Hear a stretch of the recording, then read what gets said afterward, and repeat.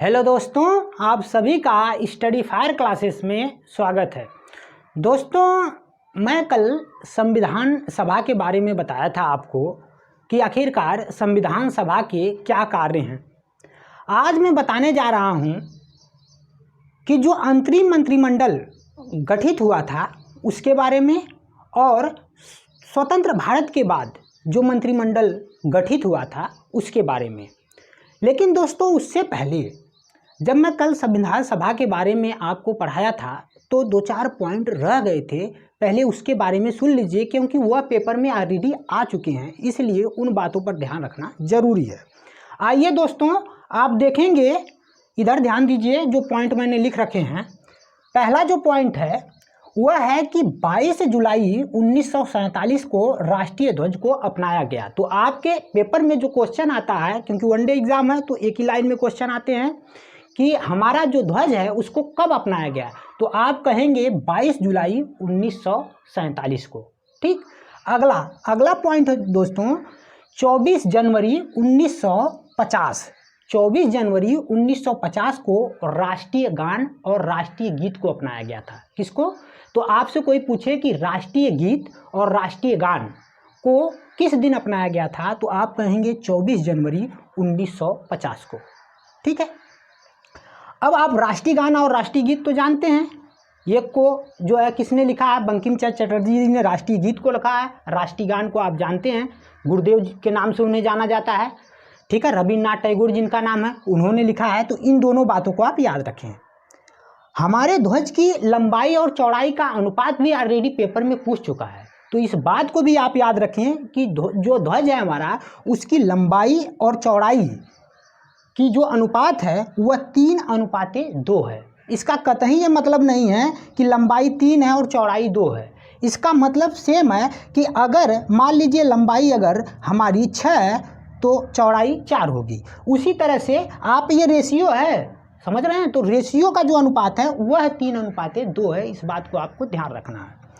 उसी तरह से एक पॉइंट मैंने और छोड़ दिए थे, कल छूट गया था, उस पॉइंट को भी याद रखें, क्योंकि मुझे लगा कि ये भी इम्पोर्टेंट है, पेपर में आ सकता है। संविधान सभा के प्रारूप पर कुल कितने दिन बहस हुई थी? तो टोटल 114 दिन बहस हुई थी। कितने? 114 दिन। इस बात को भी आप याद रखें। आइए, वो बातें तो खैर जो थी वो इम्पोर्टेंट थी, इसलिए उसको मैंने बता दिया। आज मैं बात करूँगा अंतरिम मंत्रिमंडल पर। दोस्तों, जो कैबिनेट मिशन के प्रस्ताव, जिस कैबिनेट मिशन के प्रस्ताव पर संविधान सभा गठित हुआ था, उसी कैबिनेट मिशन के तहत अंतरिम मंत्रिमंडल का गठन हुआ। और ये अंतरिम मंत्रिमंडल जो था, ये जो गठित हुआ था, ये परमानेंटली नहीं था। ये तब तक के लिए था जब तक अपना देश आज़ाद नहीं हुआ था, 1947 तक। इसके बाद आप देखेंगे स्वतंत्र भारत के बाद अलग मंत्रिमंडल का गठन होता है। और टोटल आप देखेंगे तो 14 मंत्रिमंडल जो है, टोटल 14 मंत्री इस वाले मंत्रिमंडल में भी थे और 14 मंत्री जो है इस वाले भी मंत्रिमंडल में हैं। तो इस बात को भी आपको ध्यान रखना है। आइए, अब मैं पढ़ाना चालू करता हूँ। दोस्तों, जो अंतरिम मंत्रिमंडल का गठन हुआ वो दिन है 2 सितंबर 1946। इस बात को भी आप याद रखें। आइए, तो मैं बात करता हूँ कि कौन सा मंत्रालय किस आदमी के पास था। ये भी आपको याद रखना है कि कौन सा व्यक्ति उस मंत्रालय से संबंधित है। तो पहला है जवाहरलाल नेहरू। पहले व्यक्ति कौन है? जवाहरलाल नेहरू हैं। और उनके पास जो मंत्रालय था वह कार्यकारी परिषद के उपाध्यक्ष भी थे और विदेशी मामले तथा राष्ट्रमंडल था।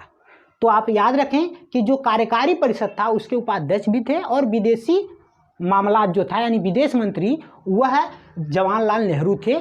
तो विदेश मंत्री वाला पूछ सकता है, इसलिए आपको याद रखना है। अगला है वल्लभ भाई पटेल। आप सरदार वल्लभ भाई पटेल का खूब बढ़िया से नाम जानते हैं, क्योंकि भारत के एकीकरण में उनका बहुत बड़ी भूमिका रहा है। तो जो सरदार वल्लभ भाई पटेल हैं, वह जो थे वह गृह मंत्री थे, यानी गृह मंत्रालय था और सूचना तथा प्रसारण मंत्रालय उन्हीं के पास था। ठीक है, सरदार वल्लभ भाई पटेल के पास। अगला है बलदेव सिंह। तो ये रक्षा मंत्रालय इनके पास था। तो रक्षा मंत्री कौन थे? तो सरदार बलदेव सिंह। तो आप ऐसे भी ध्यान रखते हैं कि भाई बलदेव सिंह है, इनके पास बल बहुत है इसलिए रक्षा कर रहे हैं, तो रक्षा मंत्रालय। ठीक है, अगला है जान मथाई। डॉक्टर जो जान मथाई हैं, ये उद्योग तथा आपूर्ति मंत्री थे। क्या थे? उद्योग तथा आपूर्ति मंत्री, तो ये भी आपको ध्यान रखना है। सी राजगोपालाचारी एक हैं, ये भी बहुत प्रसिद्ध व्यक्ति हैं, जब इतिहास पढ़ाऊंगा तो इनके बारे में बताऊंगा आपको। सी राजगोपालाचारी जो थे वह शिक्षा मंत्रालय इनके पास था, इस बात को भी आपको ध्यान रखना है। उसी तरह C.H. भाभा करके हैं, वो कार्य खनन एवं बंदरगाह मंत्रालय उन्हीं के पास था, यानी खनन मंत्री वही थे और कार्य मंत्री भी और बंदरगाह मंत्रालय भी उन्हीं के पास था। किनके पास? तो C.H. भाभा के पास। उसी तरह से नाम है राजेंद्र प्रसाद, तो राजेंद्र प्रसाद खाद्य एवं कृषि मंत्री थे। ये यहाँ देखेंगे स्वतंत्र भारत के बाद जो मंत्रिमंडल का गठन हुआ उसमें भी सेम मंत्रालय इनके पास है, तो कई ऐसे मंत्री हैं जिनका सेम मंत्रालय उधर भी है, तो आपको याद करने में आसानी होगी।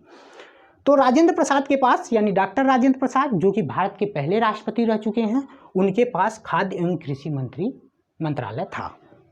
और आसफ अली हैं, इनके पास रेलवे मंत्रालय था। आसफ अली के पास कौन सा मंत्रालय था? रेलवे मंत्रालय।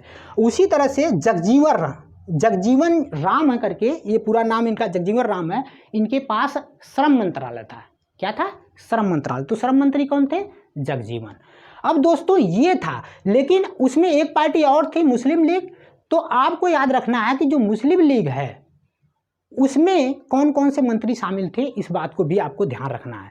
तो देखिए जो मंत्रिमंडल मुस्लिम लीग का था उसमें कौन कौन से व्यक्ति थे, तो आपको ध्यान रखना है कि लियाकत अली खां हैं, इनके पास वित्त मंत्रालय था। तो आपसे पूछ सकता है कि जो अंतरिम मंत्रिमंडल का गठन हुआ था उस मंत्रिमंडल में जो लियाकत अली खां हैं इनके पास कौन सा मंत्रालय था, तो आप कहेंगे वित्त मंत्रालय था। उसी तरह आई चुंदरीगर हैं, इनके पास कौन सा मंत्रालय था, तो आप कहेंगे वाणिज्य मंत्रालय, यानी वाणिज्य मंत्री थे। उसी तरह से अब्दुल रब नस्तर हैं, जो अब्दुल रब नस्तर हैं इनके पास कौन सा मंत्रालय था, तो आप कहेंगे संचार मंत्री थे। कौन सा मंत्री? संचार मंत्री। और जोगेंद्र नाथ मंडल हैं, ये जोगेंद्र नाथ मंडल के पास विधि मंत्रालय था। विधि का मतलब समझते हैं? कानून मंत्री। तो कोई पूछे कि अंतरिम मंत्रिमंडल में गठित कौन से व्यक्ति कानून मंत्रालय को संभालता था, तो आप कहेंगे कि वह है जोगेंद्र नाथ मंडल।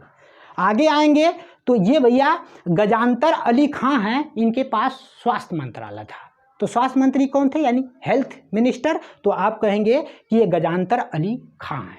ठीक है, ये दोस्तों तब का था जब अंतरिम मंत्रिमंडल था, यानी स्वतंत्रता से पहले जो मंत्रिमंडल गठित हुआ था, जिसकी अध्यक्षता भारत का वायसराय करता था। दोस्तों आप ये भी पूछ सकता क्वेश्चन कि जो अंतरिम मंत्रिमंडल था उसकी अध्यक्षता कौन करता था, तो आप कहेंगे भारत का वायसराय। तो उस समय की ये बात थी। लेकिन जब 15 अगस्त 1947 में अपना भारत आज़ाद होता है, तो आज़ादी के बाद जो मंत्रिमंडल गठित हुआ उसमें कौन सा मंत्रालय किस पर्सन के पास था, ये भी याद करना बहुत ही ज़रूरी है। तो आप आइए देखिए, मैं बोलते जा रहा हूँ, आप नाम याद करें। पहला है जवाहरलाल नेहरू, ये प्रधानमंत्री थे। प्रधानमंत्री के साथ साथ इनके पास राष्ट्रमंडल तथा विदेशी मामले और वैज्ञानिक शोध मंत्रालय इन्हीं के पास था। तो इस बात को आप ध्यान रखें। आगे आप देखेंगे तो सरदार पटेल जी हैं, यानी पूरा नाम आप जानते हैं, जो है पूरा नाम इनका सरदार वल्लभ भाई पटेल है। इस बात को भी याद रखना है। तो आपसे ऐसे पूछेगा क्वेश्चन कि स्वतंत्र भारत के बाद, यानी स्वतंत्र भारत के पहले गृह मंत्री कौन है, तो आप कहेंगे कि स्वतंत्र भारत के पहले गृह मंत्री सरदार वल्लभ भाई पटेल हैं। ठीक है, आप ध्यान रखें इस बात को। वह आप देखेंगे सूचना व प्रसारण मंत्रालय इन्हीं के पास था, राज्य मामले यही संभालते थे। तो इस बात को भी आप ध्यान रखें। उसी तरह डॉक्टर राजेंद्र प्रसाद, देखिए खाद्य एवं कृषि मंत्रालय वहाँ भी था जब अंतरिम मंत्रिमंडल का गठन हुआ था, यहाँ भी वो यही संभाल रहे हैं। तो डॉक्टर राजेंद्र प्रसाद का ऑलरेडी पूछ चुका, इसलिए इनको हल्के में नहीं लेना है, क्योंकि ये अपने पहले राष्ट्रपति भी रहे हैं, इसलिए ये थोड़ी वैल्यूएबल पर्सन है। ठीक है, और इनकी एक पुस्तक भी बड़ी प्रसिद्ध है, मैं याद आगे आपको बोल दूँ, आप देखेंगे इंडिया डिवाइड करके पुस्तक है इनकी, तो ये भी आप याद रख सकते हैं। तो डॉक्टर राजेंद्र प्रसाद खाद्य एवं कृषि मंत्रालय था। उसी तरह मौलाना अबुल कलाम आज़ाद, तो पूछता है स्वतंत्र भारत के पहले शिक्षा मंत्री कौन थे, तो आप कहेंगे मौलाना अबुल कलाम आज़ाद। कौन? मौलाना अबुल कलाम आज़ाद। आइए जान मथाई, डॉक्टर जान मथाई, ये भी बहुत महत्वपूर्ण है, इनको भी याद रखना है कि इनके पास रेलवे एवं परिवहन मंत्रालय था। तो कोई पूछेगा स्वतंत्र भारत के मंत्रिमंडल में पहला व्यक्ति वह कौन था जो रेलवे मंत्रालय संभालता था, तो आप तुरंत कहेंगे जॉन मथाई। आगे आएंगे तो डॉक्टर BR अम्बेडकर, इनके पास विधि मंत्री था और कई बार पूछ चुका है दोस्तों कि स्वतंत्र भारत के पहले कानून मंत्री कौन थे। तो विधि का मतलब मैंने बताया था आपको, कानून मंत्री। तो कानून मंत्री जो थे वो डॉक्टर BR अम्बेडकर हैं। जगजीवन राम, बाबू जगजीवन राम इनको कहा जाता है। तो बाबू जगजीवन राम श्रम मंत्रालय संभालते थे। इनका पूरा नाम बाबू जगजीवन राम है। तो जगजीवन राम आप याद रखिए, ज़्यादा लंबा अगर हम नाम खींच देंगे तो आप लोग परेशान हो जाएंगे, इसीलिए मैंने नाम छोटा रखा है ताकि घबराएं नहीं। तो श्रम मंत्रालय इनके पास था, यानी श्रम मंत्री थे। सरदार बलदेव सिंह, देखिए वहाँ भी रक्षा मंत्रालय था, यहाँ भी रक्षा मंत्रालय, तो आपको आसानी होगी याद करना। तो रक्षा मंत्रालय किनके पास था? सरदार बलदेव सिंह के पास। राजकुमारी अमृत कौर, इनके बारे में भी पूछ चुका है, राजकुमारी अमृत कौर के बारे में। तो आप याद रखें कि यह हेल्थ मिनिस्टर थी, ठीक है, हेल्थ मिनिस्टर। तो आप याद रखें, ऐसे पूछता है कि वह स्वतंत्र भारत की पहली महिला का नाम बताइए जो हेल्थ मिनिस्टर थी, तो आप कहेंगे राजकुमारी अमृत कौर, ठीक है। CH भाभा के पास वाणिज्य मंत्रालय, उतना इंपॉर्टेंट नहीं है इसलिए नहीं भी याद करेंगे, चल जाएगा। रफ़ी अहमद किदवई, ये जो है रफ़ी अहमद किदवई जो हैं, इनके पास संचार मंत्रालय था। RK षणमुखम शेट्टी, इनका पूरा नाम RK षणमुखम शेट्टी है, इनके पास वित्त मंत्रालय था। तो ये भी इंपॉर्टेंट है, इसलिए इसको भी आप याद रखें। उसी तरह श्यामा प्रसाद मुखर्जी हैं, ये भाई साहब अगर इतिहास में पढ़ाऊंगा तो आपको बताऊंगा कि श्यामा प्रसाद मुखर्जी का भी अपना बहुत बड़ा रोल रहा है। तो श्यामा प्रसाद मुखर्जी जो हैं, इनके पास उद्योग एवं आपूर्ति मंत्रालय था, इस बात को भी याद रखने हैं। और BN गाडगिल साहब हैं, इनके पास कार्य, खनन एवं ऊर्जा मंत्रालय था, ठीक है। तो ये सारी बातें आपको याद रखना है क्योंकि इससे क्वेश्चन बने हैं। तो आप, चूंकि ये थोड़ा से याद करने वाली चीज़ें हैं इसलिए आपको बोरियस महसूस होगा, लेकिन इससे क्वेश्चन बने हैं इसलिए मैं छोड़ भी नहीं सकता। लेकिन जो ये पॉइंट मैंने दोस्तों लिखवाए हैं आपको, ये पॉइंट जो सारे पॉइंट मैंने डलवाए हैं, ये इतना पॉइंट पढ़ेंगे और आप इतना ही पॉइंट पढ़ेंगे।